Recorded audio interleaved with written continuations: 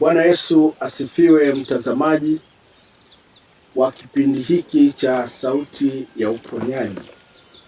Kama unavyofahamu, ninaitwa Nabii Joshua, rais wa Umoja wa Mitume na Manabii Tanzania. Furaha yangu leo ni kwamba leo tunakwenda kupokea uponyaji wa moja kwa moja kutoka hapa nilipo. Biblia inatuonyesha kwenye kitabu cha Luka 7:7. Akida mmoja alimwendea Yesu akamwambia, mgonjwa wangu hawezi, yu kufani. Sema neno moja tu na mgonjwa wangu atapona. Bwana Yesu alimwambia, mgonjwa wako yu mzima. Unaona, nataka kuzungumza kuhusu neno alilotamka Bwana Yesu na likafanya uzima kwa yule mgonjwa wa akida. Biblia inasema akida aliporudi nyumbani aliuliza mgonjwa wake amepona saa ngapi. Biblia inasema aliambiwa saa 7, akakumbuka ni saa ile ile ambayo Bwana alisema yu mzima. My God. Leo nataka usimame mahali ambapo alisimama huyu akida, ambapo mahali aliposimama palifanya muujiza utokee kwa mgonjwa wake. Tusogee hapo pamoja. Swala la kuamini ni jambo jema, lakini hiyo haikufanya muujiza utokee. Ni lazimu tu asubiri neno kutoka kwa Bwana linalosema yu mzima. Wengi tuna imani, lakini hatujasimama mahali walipowahi kusimama walioishi kwa imani. Wazia juu ya yule mtu aliyekuwa kipofu. Alisimama wapi hadi akaona? Biblia inasema alisema, Yesu mwana wa Daudi unirehemu. Bwana Yesu alimuuliza, unataka nikufanyie nini? Biblia inasema akasema, nataka macho yangu yaone. My God. Alikuwa naamini kwamba anaweza akaona, lakini alikuwa hajapata bado mahali pa kusimama ili aweze kuona. Ni wapi aliposimama hata akaona? Biblia inasema Bwana alimwambia, basi pokea hiyo kuona, akaona. Nataka leo mtazamaji nikusogeze mpaka hapo aliposimama kipofu Bartimayo hadi akaona. Nataka nikusogeze pale aliposimama Naaman hadi akaponywa ukoma wake. Biblia inasema alihangaika kutafuta tiba kila mahali, hakuipata. Kila aliposimama alikosa, lakini sasa kuna mahali alisimama, hapo akapata kutakaswa. Ni wapi? Ni wapi aliposimama Hana hata akapata mimba na akazaa watoto 7? Ni wapi alipokuwa amesimama yule mwanamke Mshuneme hadi akapokea muujiza, ingawa alikuwa tasa, akapata mimba? Ni mahali gani alipokuwa amesimama Joshua hadi jua na mwezi vilisimama? Alisimama wapi huyu mkoma aliyetakaswa aliposema, nataka kiweza unitakase? Yesu alimwambia, Ukiweza kuamini, yote yanawezekana kwa kuamini. Nataka takasika. Kuna mahali kanisa au watu wamehama au hawapaoni mahali panapowapasa kusimama ili wapokee kwa Mungu. Ni wapi? Ni wapi aliposimama Musa kuifanya bahari ya Shamu igawanyike?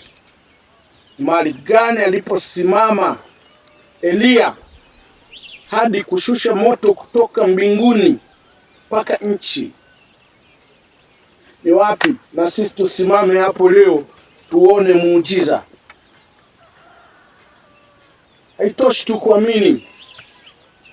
Wapo waliowahi kuwa na imani, lakini walitafuta mahali ambapo wanaweza kusimama na kitu kikatokea. Akida aliamini tangu nyumbani, lakini hakupokea muujiza mpaka alipongojea lile neno. Okay? Najiuliza, ni wangapi leo wanaweza kusogea mpaka mahali panapowapasa wasimame ili Mungu afanye kitu? Ni wapi alipokuwa amesimama mtumishi wa Mungu Hezekia hadi akapona ule ugonjwa wa kufisha? Ni mahali gani ambapo leo mtoto wa Mungu utasimama na mbingu zitafunguka na wewe utasema Mungu amefanya jambo? Mahali hapo ni hapa ninapokusogeza. Mahali Bwana asema hivi. Na kusogeza kwenye neno liloumba mbingu na nchi na vitu vyote vilivyomo. Kitabu cha Mwanzo kinasema lilikuwepo na hilo lilikuwa Mungu, na pasipo hilo neno hapakufanyika chochote kilichofanyika. Tumepoteza neno.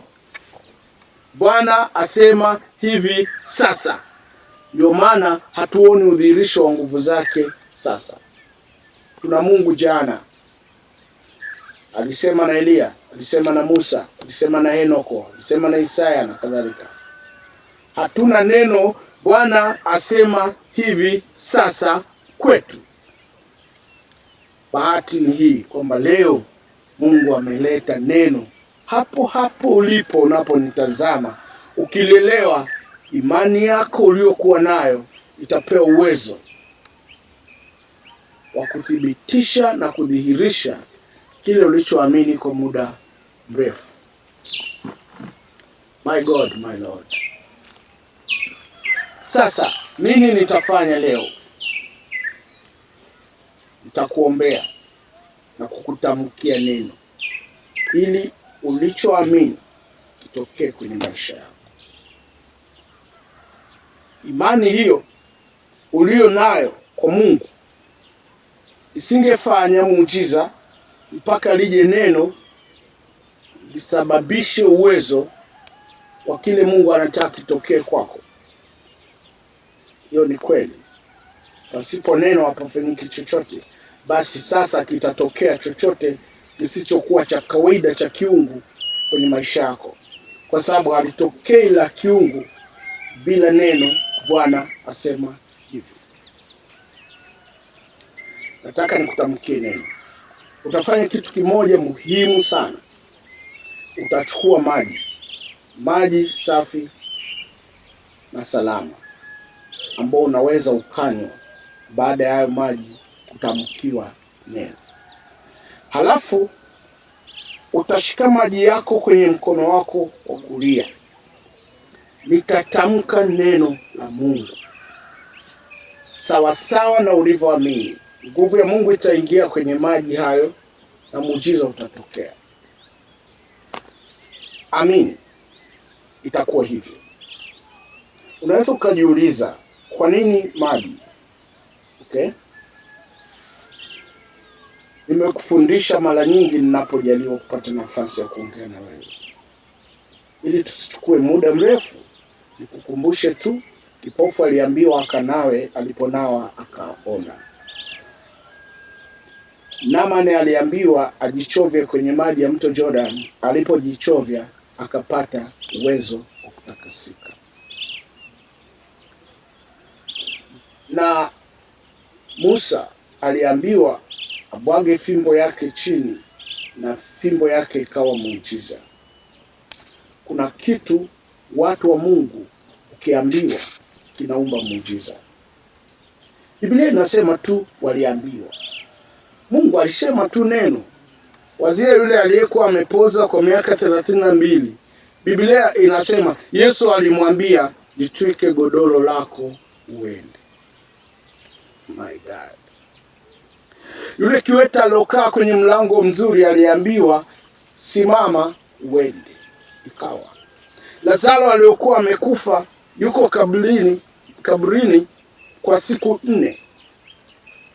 Yesu Kristo alimwambia, Lazaro, njoo huku nje. Ikawa. Dorcas aliyekuwa amekufa, Petro alipoingia akamwambia, Dorcas, amka. Akaamka, akaketi. Inasema tu alimwambia. Nami leo nimepewa neno lile la Mungu.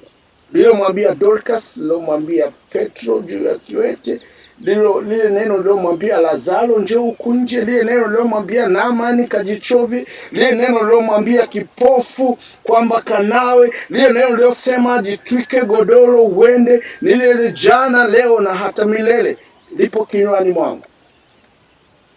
Ninakwambia kitu fulani, kwamba chukua maji. Baada ya kuchukua maji, shike vizuri kwa mkono wako 10. Wakati ukiwa unaandaa maji, nikupe shuhuda chache tu za watu walioambiwa kuhusu maji na miujiza ilitokea. Karibu. Ghafla nikamwona nyoka miguuni, alikotokea sielewi. Roho ya Mungu ikanambia akachukue maji ndani. Nikaenda kuchukua maji ya upako kwenye kizibo, nikamwagia yule nyoka, amejinyoosha mpaka amekufa. Jesus, hebu tumshangilie Mungu kwa makofi na vigelegele. Piga makofi na vigelegele. Kwa hiyo baada ya kumwagia maji akafa papo kwa hapo. Amekufa hapo, nikampiga picha. Picha zake unazo? Nazo. Alafu nilikuwa na panya, alikuwa nikifunika mboga, anafunua mboga, anachukua kipande cha nyama anaondoka nacho.